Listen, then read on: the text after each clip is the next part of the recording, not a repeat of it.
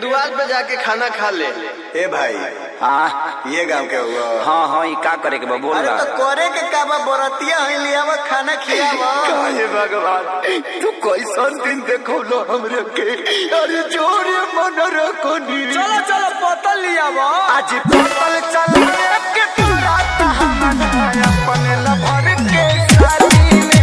आज पतल चला के पूरा हमना अपने लभर के शादी में।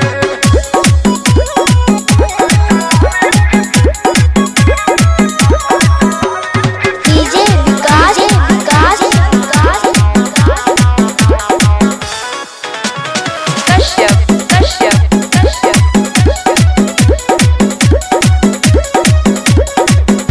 बने वाला रहनी हो जवाना कसैया। ई साला तुझ हरे लड़की के भैया। टेंशन मत लीजिए, गलत फैमिली हो गया होगा।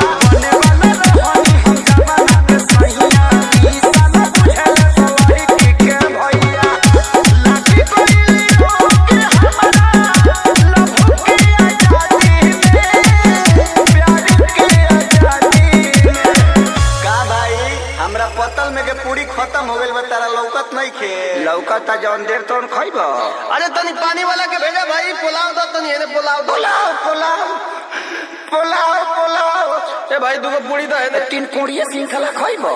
ई कौन आइटम है यार? आज पतल चला के पूरा हमना अपने लभर के शादी में।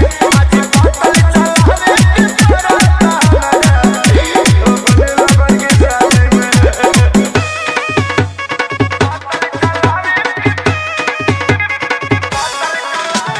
डीजे विकास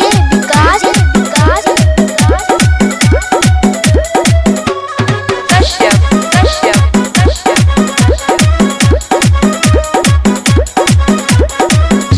यादो राज खेसारी भाले अकेले चली हा।